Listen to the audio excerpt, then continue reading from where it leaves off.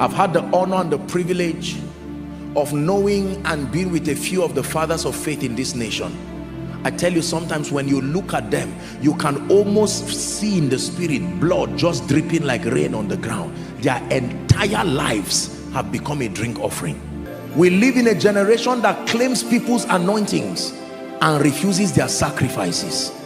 Anybody that you know who has become great today, find out what they did. There is always a season of preparation. If you see anybody who breaks that rule, run away from them. They have nothing to offer you. I've cried in my life. Oh, you see me smiling all the time. I'm only smiling before you. Ask God. The first time we organized crusade as a ministry, then just starting, we didn't even have money to pay the transport fare. This our generation must reduce this ungodly admiration that erodes the need for process. There was a time I prayed for 72 hours non-stop. My eyes did not know whether it was morning or night. I don't say this to boast in the flesh, but I am telling you, ladies and gentlemen, greatness does not just happen. You want to stretch your hands to the sick and they are healed? You want to tell someone stand up from a wheelchair and he stands? You want to open a church or an assembly and God honors you with people? Please let me tell you this, it is more than just claiming. There is a school of the spirit. There is a cup you must drink of and a baptism you must be baptized with. One day you will pray and it will look like the prayer is not answered, and God will watch you. After you have preached and said there is nothing my God cannot do, you will feel as if his headache, whether it's from the back of your head or the front, you may not be able to explain. And like Paul, you will lay your hands. I besought him thrice that this thorn be taken away from me, and he says my grace is sufficient for you. When the Lord turned again the captivity of Zion, the Bible says we were like them that dream. When the Lord began to open doors of ministry for me, when the Lord began to show me his mercy on that wise, it came with such level of speed. I could no longer accommodate my schedules. What is this new thing that is happening to me? It's as if a curtain just opened everywhere. Joshua Selman, I know how seasons of greatness comes. But can I tell you this? While you wait, cry but wait. Keep doing what he's asking you to do. You sowed the seed like a fool and you are sitting down, and God, can I tell you this? I remember those days in the ministry, we used to sit on the ground on mats, and then the days of Zaria, and then now he's brought us into the city. Only God knows how many episodes of this greatness will happen in our lifetime. That is why it's dangerous to over celebrate realms.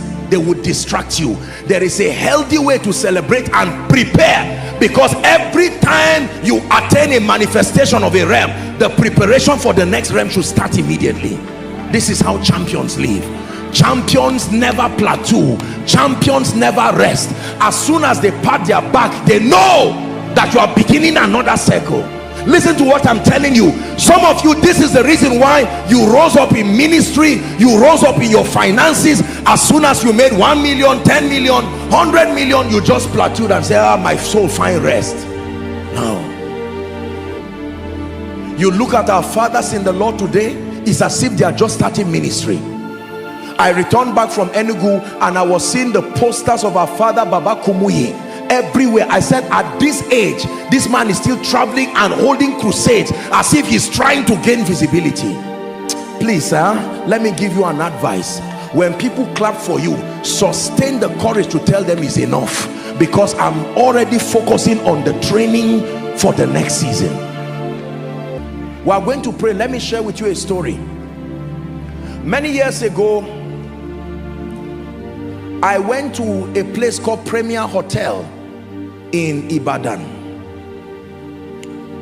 When I went there, it was night and I didn't even have the money to pay for any place for accommodation. And I'm telling you, I said, God, what is this? I entered the place, looked around, you know, wonderful place, and I was seeing people and I could not pay for the place. I could not even pay for any place. Looking around, I was just hanging around. I couldn't hang out inside, so I was outside. And then eventually I made up my mind. I said, I can't stay like this till morning. There was a church somewhere. I trekked and I found a church that was doing night vigil. I joined them to do that vigil so that I don't waste, there's no need wasting time. I tell you this. And then a few years later, I would go to preach within that region. And right from, I think it was from the airport or so, I can't remember the whole story now.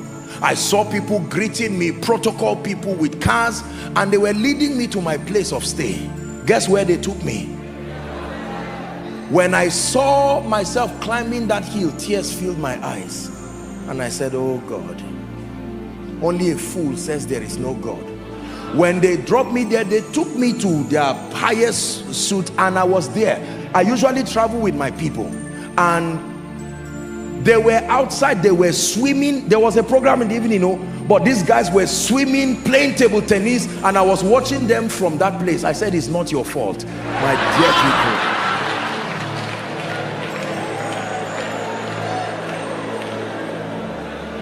They were happy, enjoying themselves by the pool, and I was watching. I said, oh dear. But what if, because of what happened at that moment, I said, you know what, this ministry will just fold it. That's all. Do you know how many people are cheering you in the spirit and saying, for our sake, don't give up, we have been waiting for you? Do you know how many unborn children who are saying, doctor, you will be the consultant who will deliver me, or in case it's CS, make sure you keep giving your best?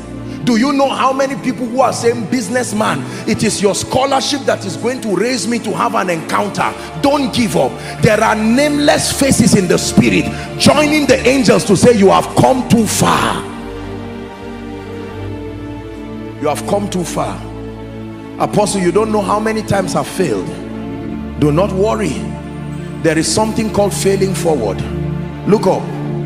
If you enter a plane and the plane is moving and you go back to the back seat, are you going backward? Is the plane moving forward? Even though inside the plane you are moving back, overall, are you going backward? That's what we call failing forward. There is failure as an event. There is failure as a person. I'm speaking here tonight to a man of God who went for a crusade, saying God called you, and you went there, nobody was healed, only one person was saved. The people said, don't ever tell us God called you again, and you return back wandering. Or a prophet who prophesied 10 cases, you got 0. You didn't, everything you saw was wrong, and you are wondering, Lord, did you really call me? What of a businessman who 5 businesses, you lost money, you failed completely? I bring you words of comfort. In this kingdom, there is something called the season of preparation and the season of appearing.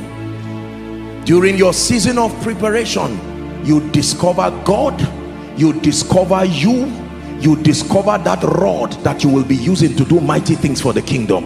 Can I tell you this? No matter how many times you fall, don't throw that rod. That is the rod that you will part the Red Sea with. Make sure by the time you get to the Red Sea, you don't get there alone. Get there with your rod. Your rod can be your voice, your rod can be your hands, your rod can be your brain, your rod can be your character, everything that can help you.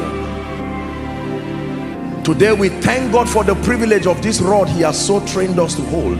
It was once the rod of Moses, but when he handed it over to God, it became the rod of God.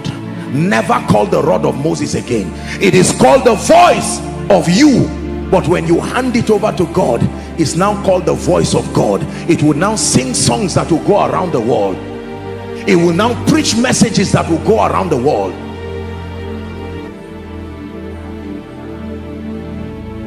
Be careful when you laugh at people who are in their seasons of training. You may be laughing at your destiny helper and bury your head in shame forever. There are people who laughed at young people thinking they will never rise. There are people who laughed at business people. Can I tell you this? Sometimes God allows people to witness your failure so that they will be the defenders of your greatness. They will say, no, I saw this man of God. I knew when he held a crusade that nobody was there. I saw this business person. My mother even gave him 20 naira. Don't be ashamed of your season of tears. The scar on your hand today, you've heard me say it. What you are ashamed of today will become your symbol of honor tomorrow. Are you ready to pray? Lord, I am in my season of preparation. Grant me grace. Grant me grace. Lift your voice and pray. Is someone praying? Grant me grace to discover you. Some of you are just starting in destiny. God may not be talking to you about purpose. God may not be talking to you about ministry. He may not be talking to you about your assignment. He will talk to you about himself. He wants you to know him, not your talent. God first. Lift your voice and pray. Cry before the Lord your maker. In the beginning, God, over my life. So what will start as a ministry starts as an encounter with God. What will start as a kingdom financing ministry will still start as God. What will start as a kingdom political career still starts as God. Everything, no matter what it is, if it is in its beginning, it is God. Pray, pray, pray for your destiny.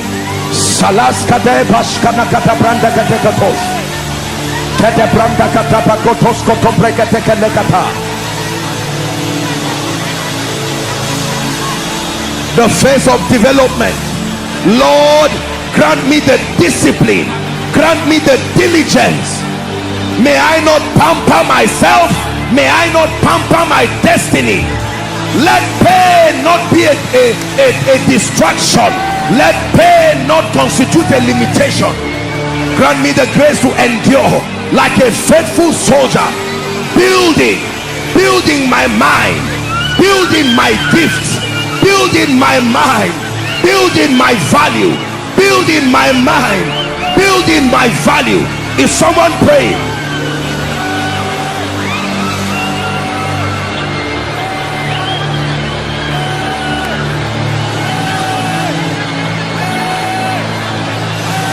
Building my mind, building my value. This is a template that our fathers followed. This is a template that our fathers gave us. This is a template that scripture gives us. We cannot compromise on the pattern. Pray for the season of tests. Oh, that when God will prove me, may I be faithful. That when God will prove me, may I have the stamina to remain. Ye who have continued with me, ye who have continued with destiny.